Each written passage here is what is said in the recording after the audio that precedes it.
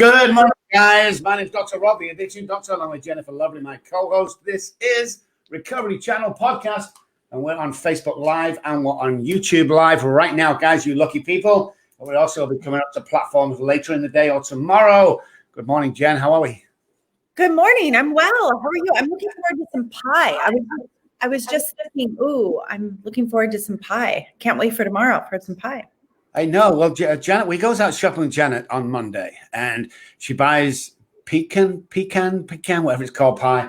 So we bring it home. I think it's pecan. It's something like that. Or it might be. I don't know. Anyway, get this pie and put it in the fridge. And yesterday, I'm like, oh my god, I feel like some pints. You can't touch that till Thursday. I'm like, there's only me and you here. We're not having guests today. Why can't touch it till Thursday? So I've got a bit of a pie thing going on as well. Yes, looking forward to it. Looking forward to some yummy food. What are you doing tomorrow? Anything good? Just small, relaxing. I've got a good friend coming over. She's like 73, and she's one of my favorite people in the world. So we're just gonna hang out. Yeah. Nice. Go on. Sorry. No, it's okay. It's just nice and quiet. Yeah, us too. It's the first time since I've met Janet, and probably the first time since I've been in the United States of America. 14 years. Have we done it on our own? We've always had to go somewhere. They're preparing to go anywhere. It's like 4 hours before you go, and all that stuff. So glad to be off the roads tomorrow, I must admit, and glad there's just two of us. But we have quite a lot. We live in quite a large trailer, me and Janet. So what I might do is I might put out on Facebook later if there's any local people with families who have not got enough money to do anything, then come around to the house and then we'll see what we can do. I'm just a sucker for that. Janet's like a normal person. She's a little bit wary of inviting these, should I say my people around, because of the reputation that we have. Well, I did that one year when I first moved to this island, and I invited there must have been like 20 people at my house. And then I started having some of the homeless population knock on my door and ask me if I had any marijuana to give them, and I did not. So anyway, so it was quite funny. It was a little overwhelming. Yeah, it's awesome though. Listen, big shout out, guys. Last night I did a talk in Chicago, and oh my goodness, there were people there. So I want to say thank you. I know a few of you are watching now on Facebook that you've joined us, and this is Jennifer, by the way. I spoke about her last night. So thank you for following us, guys, and thank you for listening to our podcast, and thank you for encouraging us in everything that we do. So I know what you're thinking, Jen. Who's the guest today? Well, let me tell you, Jim Nixon. He's from he's got a policing background. Well, so have I, but not as intense as his. They fired me for being drunk, but we'll not go into that. And he's got a great story and very diverse. We're talking about not only alcohol, drugs, but sex trafficking, which I know that we want to get into this morning. So this should be a good one, guys. So stick around for a few minutes. We're going to hit a quick break, and we'll be back with Jim Nixon, guys. Jim Nixon.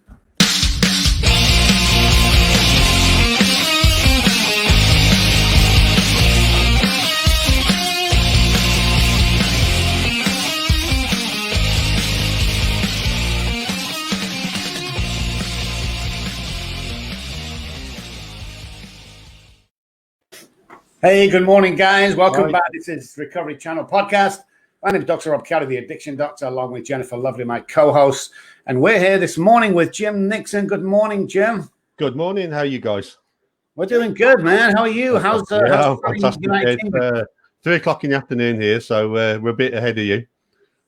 Yeah, I know. We have clocks on the wall and on iPhones, and it says the time in America, the time in New York, Chicago, and Manchester, England.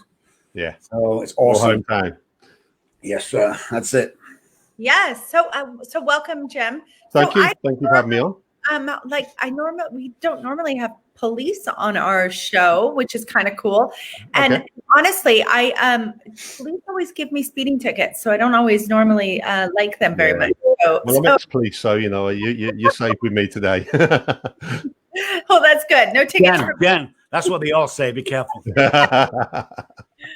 So talk to me a little bit about, what you do, what is your focus, and how you are serving the UK. Okay.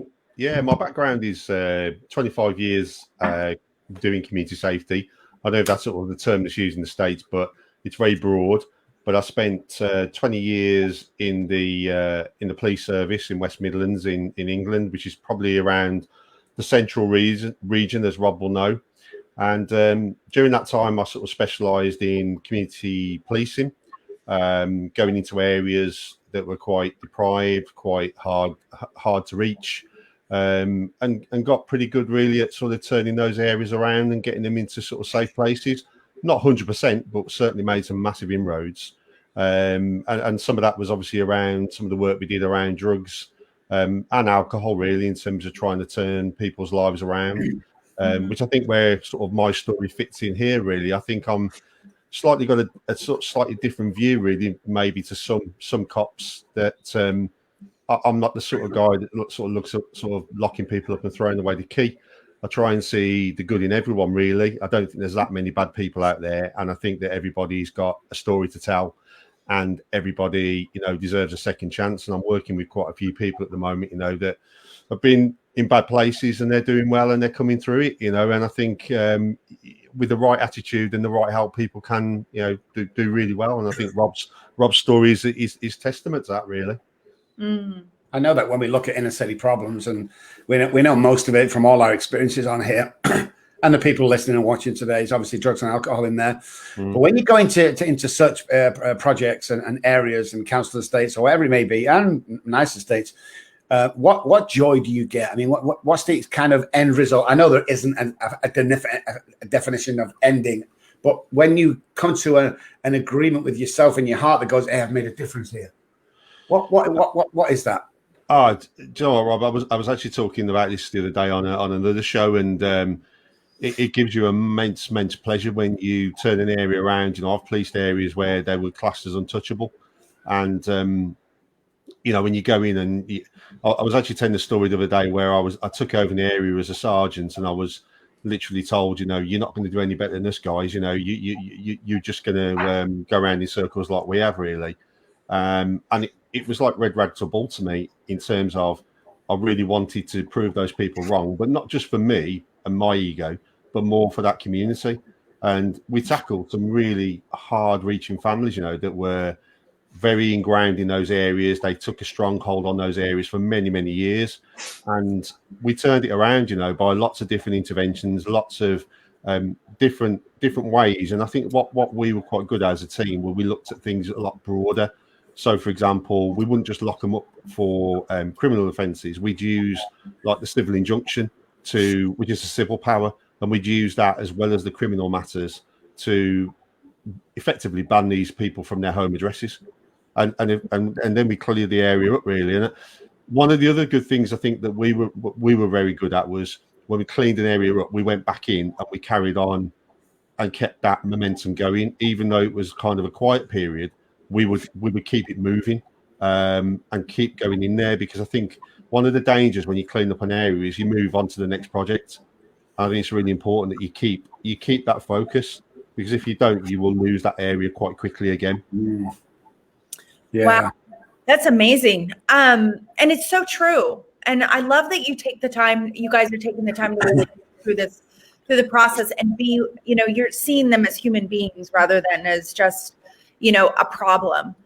I wanted to ask you, how does the drug and sex trafficking relate, or does it in the UK?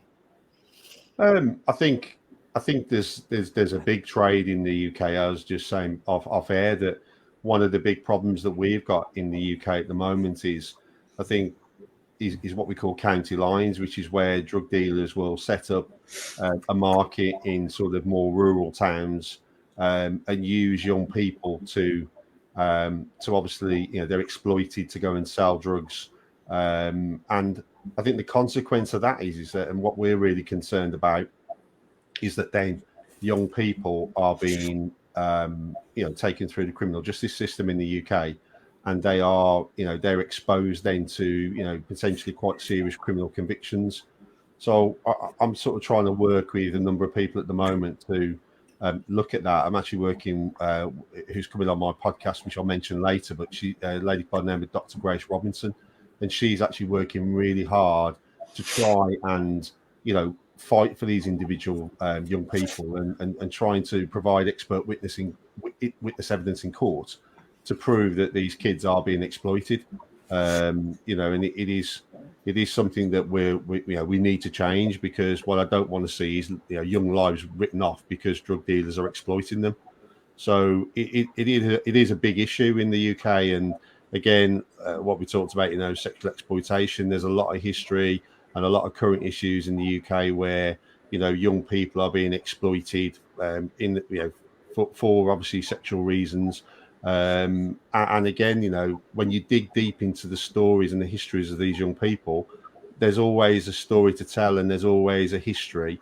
And I don't want to write them off. They're not bad people. They're young people that need help and they need support. And hopefully, what we're trying to do at the moment is trying to raise awareness of that, so that these young people are not, treated as offenders and suspects and given as much as opportunity as probably we have in life, and it's really important to me to see. I work on the success rate of 1, and I've always done that, and if you can save 1 life, then you're doing your job as far as I'm concerned, and that's the most important thing for me. That what the work we're doing, in the UK is, if we can save 1 or 2 lives, the more the merrier. But that gives me an immense feeling of pleasure. I love that. Absolutely. Guys, Jim Nixon is on the show. Stick around. We'll be right back after this commercial break.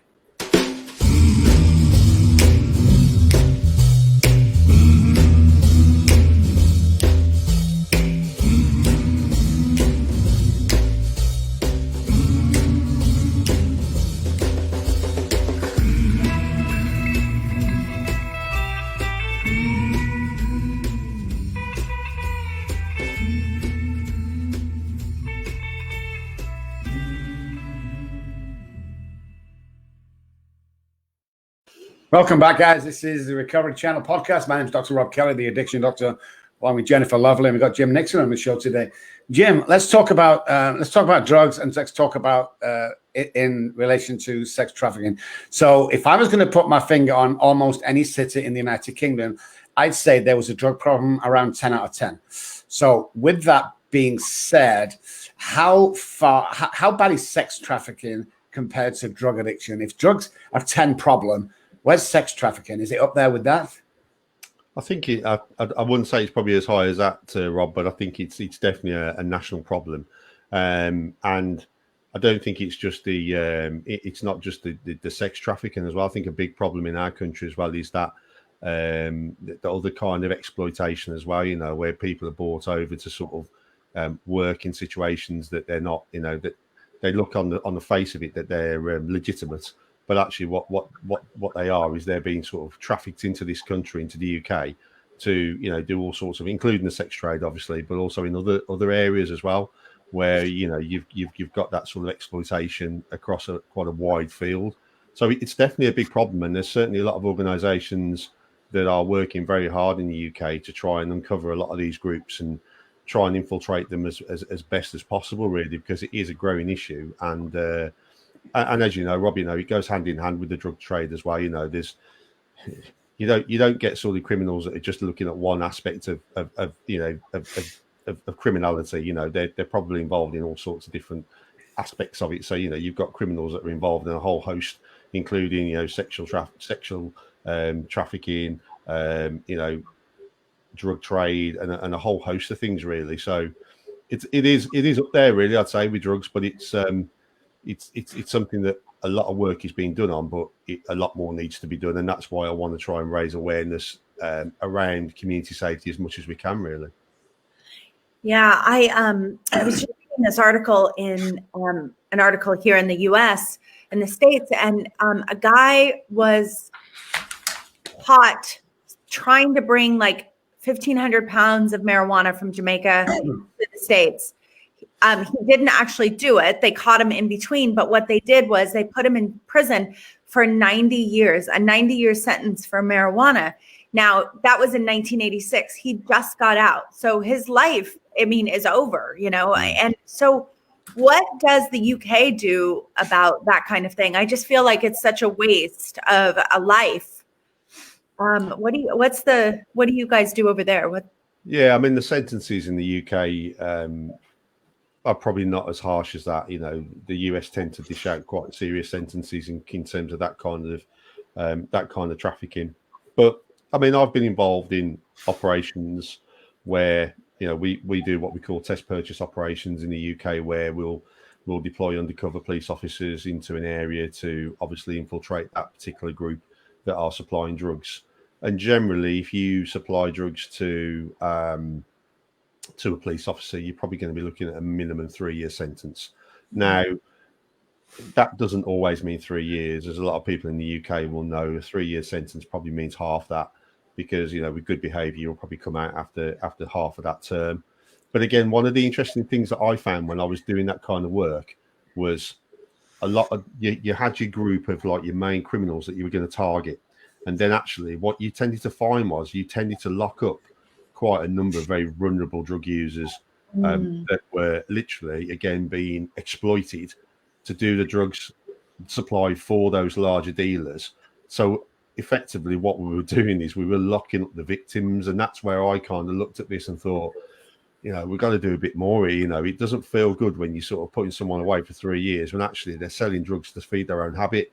And that happens a lot, you know, and it was quite interesting that, you know, we had this sort of top 10 of, you know, Mr. Bigs that were really wanting to target, and we didn't get anywhere near some of them, you know, because of that vulnerable sort of link to the drug users that were effectively forced to deal those drugs on their behalf.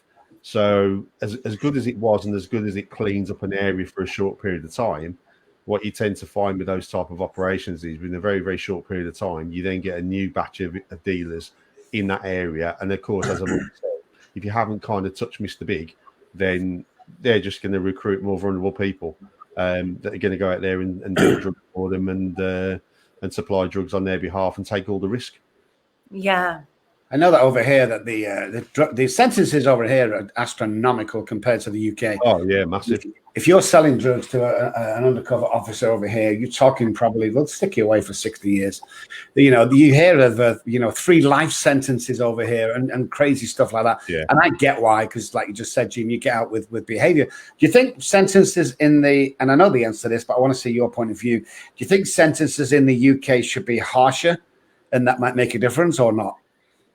I think, to be honest with you, Rob, I think every you know, when I look at sort of what I've just discussed with, you know, dealers that are actually vulnerable people that need help, I think my views have changed over the years. I think when I was a police officer, I probably did get into that mindset, lock them up, throw away the key. But I think as my career progressed, and I actually left the police after 20 years, I didn't do my full service because I wanted to do other things. But I think as time's gone on, I think my views have changed. I think every case needs to be treated on its own merit. If you're talking to me about Mr. Big, who's making millions of pounds out of, you know, vulnerable people, and that's the true matter of the word, then yeah, as far as I'm concerned, they deserve harsh sentences, and I would love to see those kind of people, due to the amount of lives that they sort of damage, not a problem. But I think when you've got a young kid that's a dealer, then I'd much rather see that person get the help and get on the straight and narrow than them spend 3 years in prison, because in my view, what are they going to achieve by that? I'd rather them be out on the outside and get three years worth of treatment and help than be locked, than be incarcerated. Yes, I understand there are, rehab programs in prison. But in my experience, when they come out, most of them, they get clean, they come out and they're back to square one. So, I think it's every case on its own merits, but certainly in answer to your question, the higher end dealers, absolutely throw away the key as far as I'm concerned. Yeah, it is interesting because although they say that there's rehabilitation in prison, that's what it's supposed to be, that's not the way it is actually in the States at all. There's no rehabilitation. And recently, Oregon, one of the states here in America, they are decriminalizing drugs.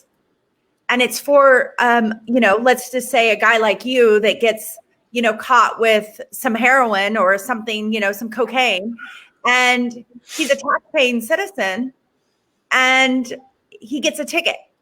He gets a big fine. Maybe it's $1,200, I don't know what that is in pounds, but maybe, and then he goes to court and he has to pay the ticket, but he's not being sentenced to 5 years in prison. And I think that is a huge difference in our world today, because it's, so I don't know what it's like in the UK. I mean, do you guys, is it decriminal? Yeah, I think when I first I did a job for quite a number of years as a drug sort of officer, taking on sort of all the operations.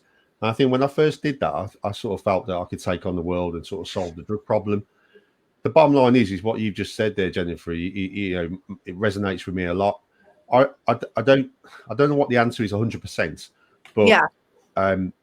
I don't think what we currently do across the world, really, in terms of drug enforcement, is ever going to solve the problem. And I think that's why you will see some probably states in America. And I think if you honestly spoke to a lot of chief constables off the record, I think a lot of them would probably say that some form of, decriminalising of certain drugs would probably be the way to go. If you look at the amount of resources, the amount of burden that has on our health system in terms of what it does. And I dealt with a very interesting project when I was in the police up in Blackpool. Actually went up and looked at it, and I think there is actually a few areas in the UK that are looking at this now. And there was a project up in Blackpool, up in the northwest of England, and they were actually prescribing free heroin to some of the young people up there that were causing a lot of problems. And it was administered by a GP, and it was all done properly with proper sort of conditions and that, and their health was screened, and they saw a massive decrease in crime, massive decrease. So I'm not a massive advocate nowadays. Now I'm out of the police, although I advocate, taking drug dealers off the streets. I do think that we need to look at the problem a lot wider, and it's not as simplistic as just, putting in the door, getting a load of drugs back. Because as I said earlier on in the conversation, the minute you get rid of one dealer, you'll get another one filling the gap. So for me, that shows that it isn't the answer to solving the overall problem. Yeah. And that's the way it's going to be. We're never going to solve the drug problem over here. Never going to do it. No. It's too big. It's apart from the oil company, it's the second biggest industry in the world. Massive, and it's the same in the UK. You've got people here that are making millions and millions of pounds every sort of year, and it's a difficult one to stop. But I'm of the opinion that I'm not saying we're going to stop it, but I do think it needs a radical reform in the UK and across the world, really, particularly my country. I think it just needs looking at. It needs people to be probably a bit bolder. Whether they will or not, I don't know, but it does need that. It really does. It needs someone to stand up as an individual with a voice of many to say, hey, this is not being fixed. But the reason why they don't is nobody wants to take that risk out there in case it all goes to shit. And obviously their jobs are wasted. But you talk about giving heroin away. I did a thing over here, and it's actually active now in several states where they have rooms inside doctors' offices where you can go in and you can safely inject your own heroin. And I was kind of half bashed for this, but my point of view was, hey, first of all, you ain't going to stop it. Secondly, where would you rather find a needle? In the back entry where your kid could find it, or in the safety of a needle box inside? And the third and the most important thing is, if we have counselors in there as well when they come in, if we can turn one life around, surely this is worth it, because people don't know the extent. We've had a pandemic on our hands since freaking 2000 in the United States of America and the UK. I obviously have both sides of the spectrum here, and it's just bigger than the people sat at home in the middle class houses going, well, we think it's a little problem. It's a huge problem, and it's killing the youth of today. Because most people that I know, I grew up on a council estate, Jim. I grew up in one of the worst council estates in Manchester called the Racecourse. That's where I grew up. You know it. You're in Birmingham. You know it. It's a horrible place. That's where I grew up, where you had to fight every day. And I tell you, this is the only thing that saved me, Jim. Everybody in my class is dead. And everybody, and I don't mean one or two, I mean everybody, the whole 29 people in my class are now dead from heroin and drug overdoses. And the only reason that I didn't get into that, because I would have got into it because I was drinking heavily at the time, is I went down to Oxford to get educated. But if I'd have stayed there, I'd have been dead. There's no two ways about it. So I think there's a big difference. And I want to see if you agree here. I've always said there's a huge difference between the Friday night drunk and the Friday night alcoholic. One of them needs locking up for 24 hours to sober up. The other needs hospital or treatment. Would you say that was a true statement? Yeah, I think that's a fair statement, definitely. And I think, you know, the point you just said there in terms of what I found in terms of rehabilitation, the point you just made about moving away from the area, I've said this for a long time in terms of any kind of addiction, that when I did a lot of work actually in the early 2000s, I was actually campaigning to take a few Class A users that were chronic over to Thailand, because they've got a monastery over there with an organisation called East West Detox, and they were getting some fantastic results. But what was really, really useful was when they came back into the UK, they were moving them to an area that they wouldn't, these individuals would never known, so they could start afresh. And I think that, you know, that's a point that you just raised, really, that probably if you just stayed where you were, we probably wouldn't be talking now. So I think it is really important that, you know, although you can get off drugs sort of physically, it's that after package, you know, that support package, and more importantly for me, the geographical location that you then end up in, to give yourself a chance to kind of break away from that sort of addiction. So I think it's really important. Yeah. And, you know, one of the things that I've learned even more so as I came out of the addiction world with my children, but with Dr. Robb, is that there is no money in recovery. Our society doesn't want us to recover because there's so much money in us being not recovered. Do you guys feel that? Is it similar over there in the UK, do you think? I don't see that myself. I do think, Jennifer, I think there needs to be more help. And like I just said, you know, I tried my best to campaign to get some kids over to Thailand, and I hit a lot of barriers with that. You know, oh, it's too harsh a treatment. You know, you can't do that. And it wasn't going to cost an awful lot of money. I think we were talking probably about £10,000 going back a few years. But I was quite disappointed with that, because I felt we could have made results. You know, we could have got some really positive results. I don't think it's the same in the UK, but what I would say is definitely we need more support and more help, and we need people to look at the problem a lot deeper than they probably do at the moment. You know, it's not a black and white situation, is it? Addiction, there's a lot of grey areas to it, and sometimes I don't think people always look at it. They look at it a bit too black and white for me. I agree. Yeah, guys, this is the Recovery Channel podcast. Jim Nixon is on the show. Stick around. Give a quick commercial break for Recover Me coaching.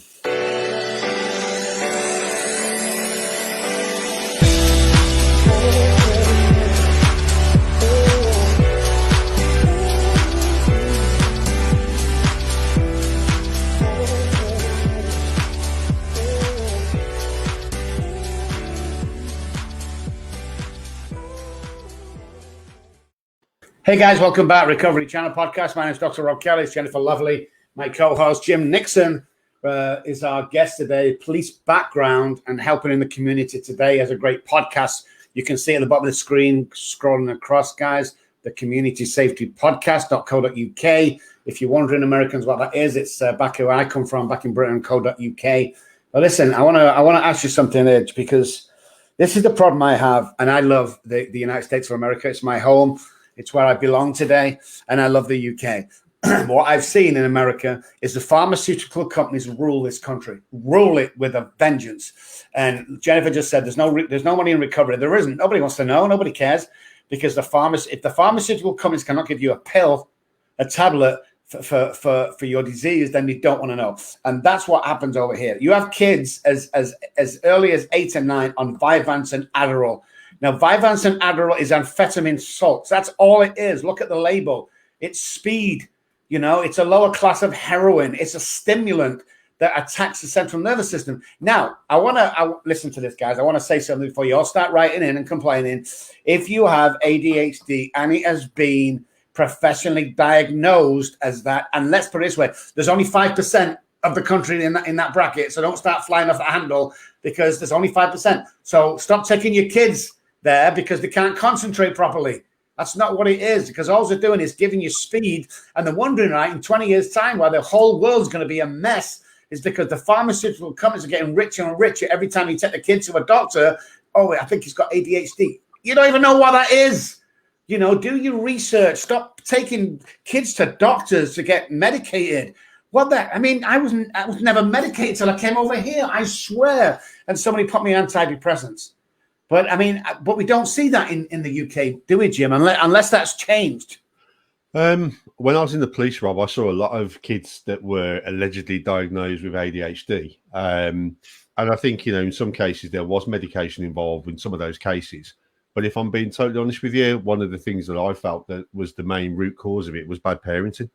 You know, and it was, you know, I felt that parents kind of hid behind that, oh, you know, I can't control him and I can't do this. But what we found was actually if we worked with that family and we put a bit of a support package in place and we work with the parents or the carers, whoever was looking after those kids, we started to see some really good results with the whole family.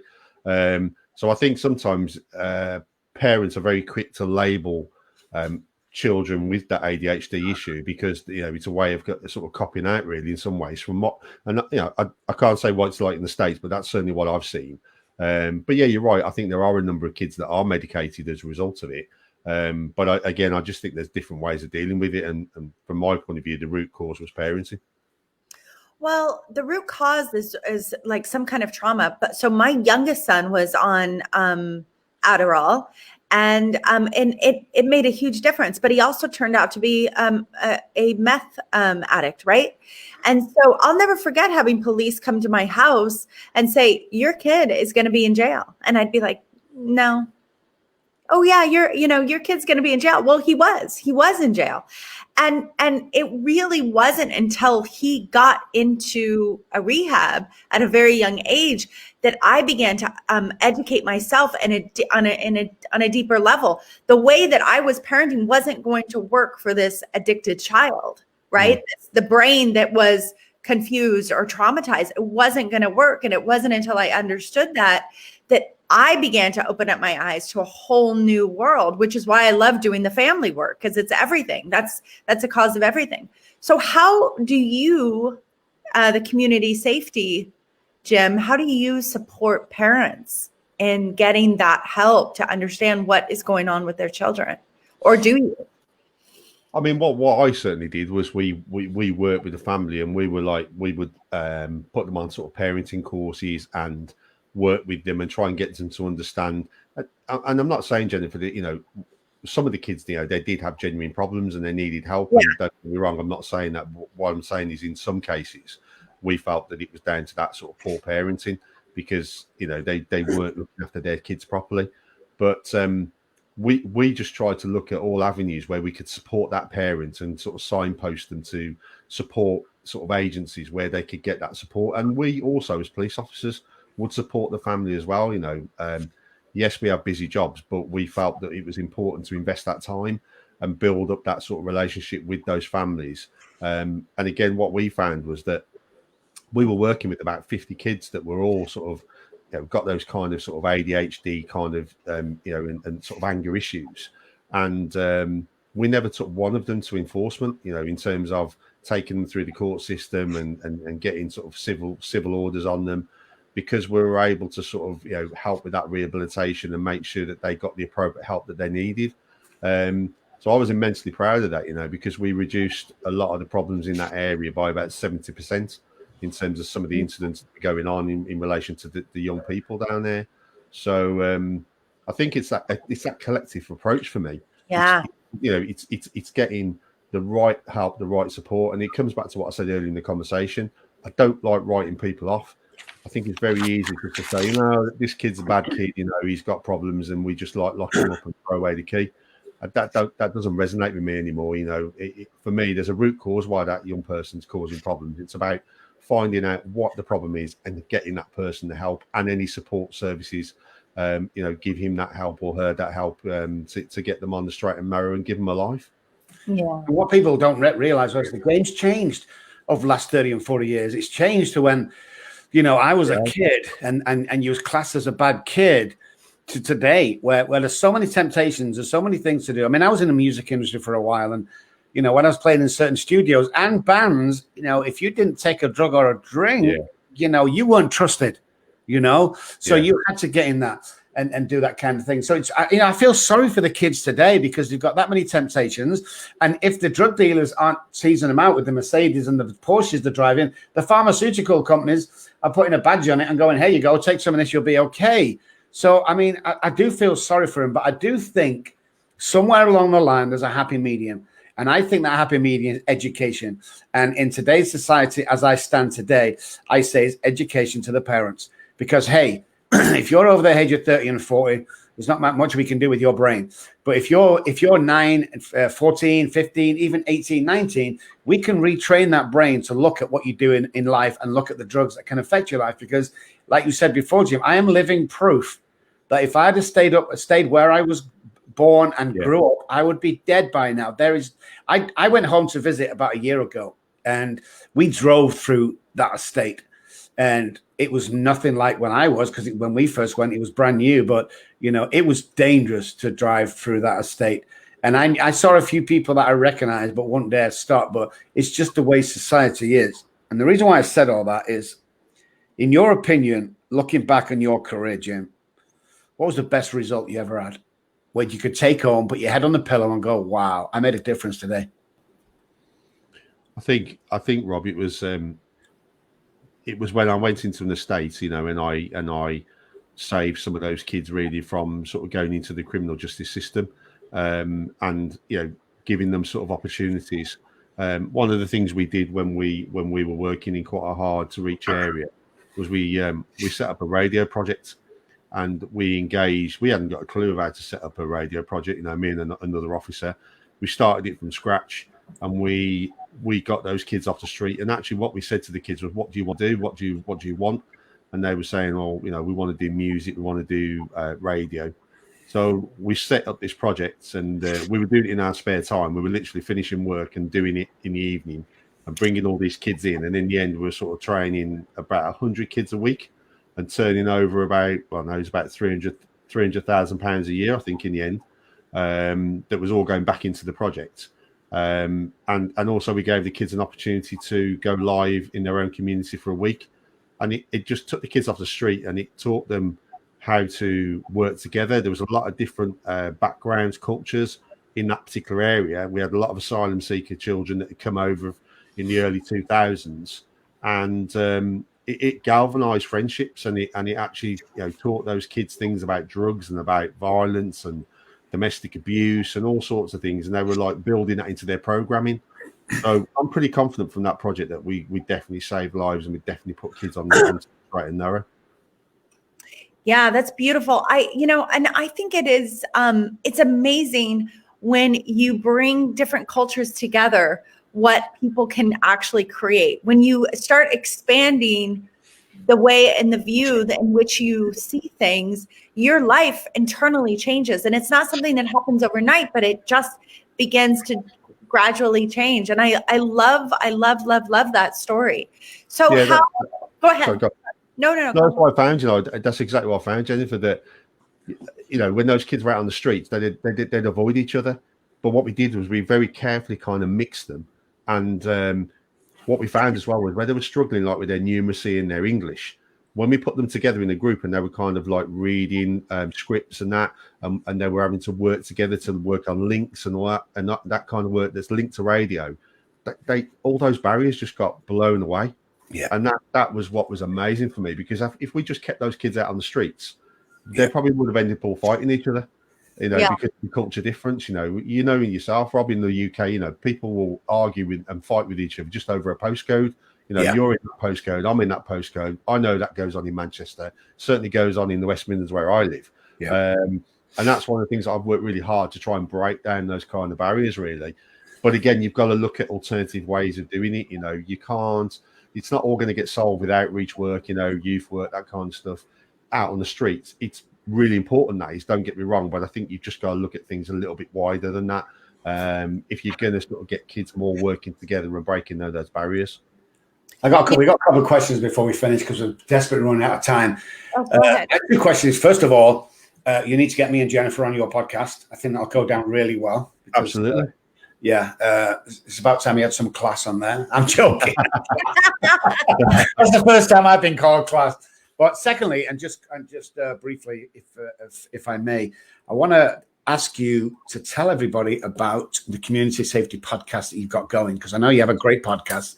Just tell people what to expect. Yeah, well, it's actually, Rob, it's launching in January. I've managed to secure a number of guests. There's very much a why about why we're doing this, and the whole objective is to raise awareness of lots of different issues that are affecting the UK and the wider world at the moment. You know, because this podcast is going to be far-reaching. Hopefully, we're going to get good listenership from the States as well, and we're going to pick like key guests. For example, I've got a lady coming on called Caroline Good. Caroline was the senior investigating officer in a case where a lady was killed by her own family in an honour-based violence scenario where she left the marriage and then went on to have a formal relationship with someone outside of the family. So her own family actually killed her, and she ended up in a suitcase in Birmingham in the West Midlands, where I live. So we want to raise awareness about honour-based violence because that goes on. I've got another woman coming on called Rachel Williams. Rachel was in a domestic abuse relationship for over 18 years. When she finally plucked up the courage to leave her partner, he found her at her place of work and shot her. Luckily, she survived. 6 weeks later, her own 16-year-old son went into the woods and hung himself. So again, you know, these are the sort of hard-hitting issues that are affecting the UK at the moment and other parts of the world. And we just want to raise awareness. So the podcast is going to be sort of in 3 parts, really. I want to get to know about their backgrounds in terms of their childhood and what makes them what they are today, a bit about their career. But then I just want to spend some time looking at how they see the world and how they see how we can try and start fixing things for the better. Again, what we've talked about today, really, about looking at it differently, you know, not looking at what's already gone on. Because if we just keep doing what we're doing at the moment, we're just not going to change anything. So it's just looking at those particular problems, drug supply, violence, they all affect us.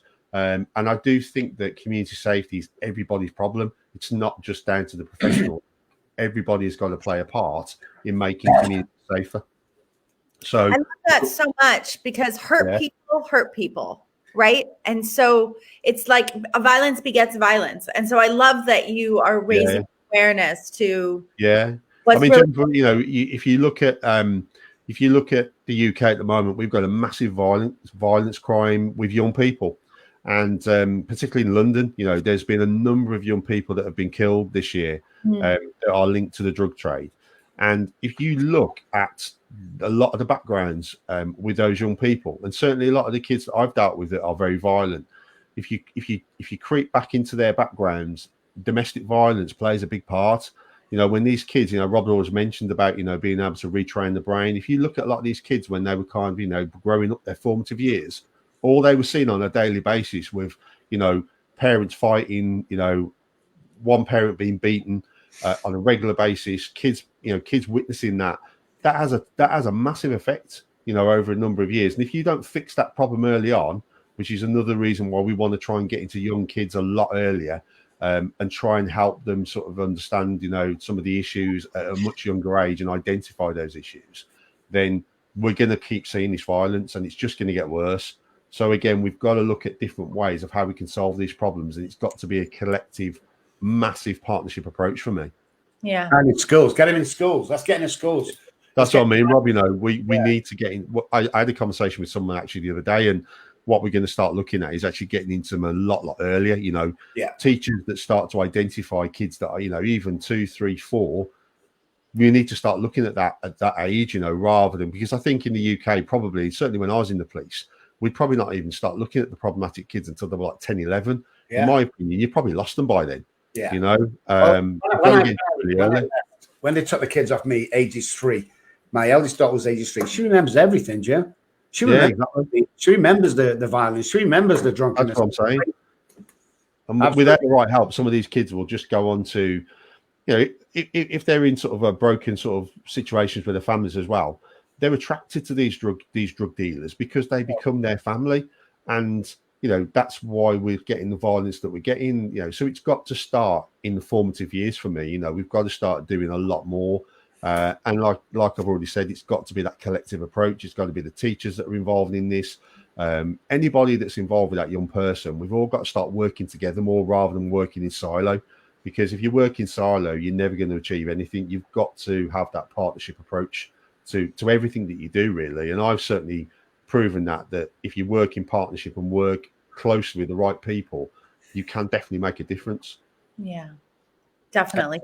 Excellent. Jim, we're running out of time. Jennifer has one great question she always asks the guests as we leave. So I'm going to say thank you so much, Jim, for coming on. Thank you for your time. You're making a difference every single day. What you've done in the past is phenomenal. I want to recognize you for that. I want to recognize you for being on the show and being honest. And I look forward to seeing you again. Thank you so much. Thanks, Rob. Appreciate that. Thank you.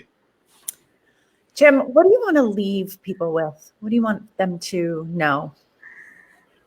I think for me, what my message is that don't just keep doing, if you're involved in sort of community safety in the States or wherever you are, it's really the message I just said, really. It's about just think about different approaches.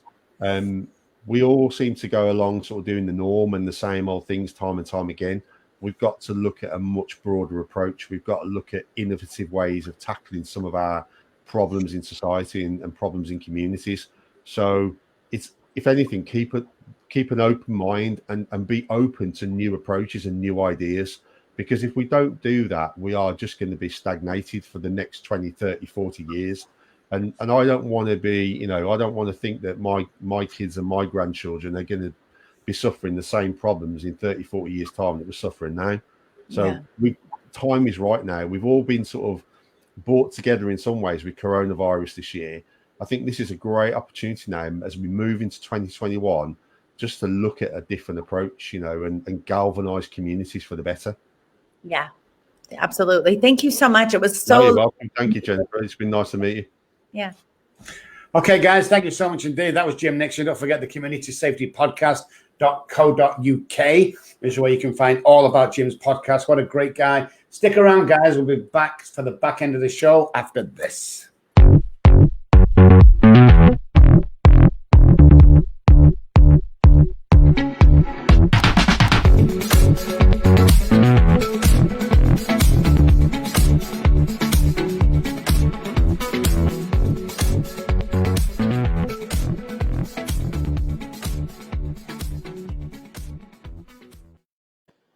Hey guys, welcome back. It was a great show. This is Recovery Channel Podcast. Jennifer Lovely and myself on with Jim Nixon. Wow, what a great guy, making a difference. That's what I'm talking about. Oh. And I think that what's awesome is kind of like us. You can't do the family program like you do without the family background and everything in there you had to suffer. You can't do what I do without the suffering that I went through.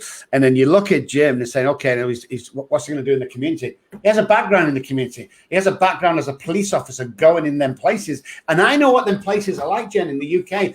Remember, we don't have guns over there. I know. I remember trying to walk into one road in Sale Moor, Greater Manchester, was a no-go. Trying to walk, and he was literally a no. And well, can't we do? No, that was it. So to walk into them areas and to make a difference is absolutely phenomenal. He's my kind of guy. Excuse me. I think it's fascinating that there's no guns, but you guys stab each other over there. Yeah, well, there are guns. There are a lot of stuff you can buy on the black market nowadays. Not so much in my day. I remember, a group in Manchester called Equality Street Gang. And they were naughty boys. I was kind of in my younger day. I was kind of not associated with them because Jim's still listening. But I kind of knew that. Yeah, but they could get guns and everything. They were crazy. But yeah, I think it's still the respect for the police. But we used to have tag teams back in the day, but now they have obviously armed response today, I believe. Good friend of mine was armed response back in Manchester. Steve Quain, if you're listening, nice to see you, Steve. I know you're retired now. He's a good man. It's fascinating, and it's really fascinating the differences, from countries of what the States has created such harsh rules, and yet there's some rules that are harsher, I'm sure, over in the UK. But it is fascinating the difference between the two. And everything that revolves around the law, because in the UK, if you get pulled up by the police, if you get pulled over in a car, the car will go in front of you, the police car, and he will stop you. He'll put lights on, or we used to have stop at one in my day, and he used to stop. Then the person, say me, I'd get out of the car and I'd walk up to the police officer, and he'd get out of his car, we'd meet in between, and so the first time I was pulled over here, I got out of the car and I had a gun drawn on me saying, "Get back in the car." It's like, holy crap. The police always come behind you in the US, so that they've got some protection when you get out. So yeah, the laws are quite different. I had to learn the hard way, unfortunately, but no, it's fascinating. But what I love is that in the end, we're all the same in that we're focused on creating, how can we create a better society for our communities and really get the people that need help. That's the main thing. That's what I like about this show. Hard-hitting questions, getting to the point. The listeners are growing every single week we go on air, and constant listenership today, right throughout the show, where you could see it fluctuate. It's pretty steady today. So interesting topic, interesting show. So guys, if you're listening out there, I want to thank you so much for joining the show. This is the Recovery Channel podcast. We're on a couple of times a week. We're going to get regular next week, Monday and Friday, I believe. But if you watch my Facebook page or Jennifer's Facebook page, if you follow me, click on my friends, you'll see Jennifer, follow her as well, and vice versa. We're starting a movement. You need to be involved with this, guys, because by the time we get to a certain amount of listenership, you might be too late to join us. So it's the place you need to be twice a week, listening to the hard stories, the hard facts. So for me, guys, from the Addiction Doctor on Recovery Channel podcast, I want to say thank you, and I'll see you in 2 or 3 days' time. Yes, and I will see you too. And happy Thanksgiving.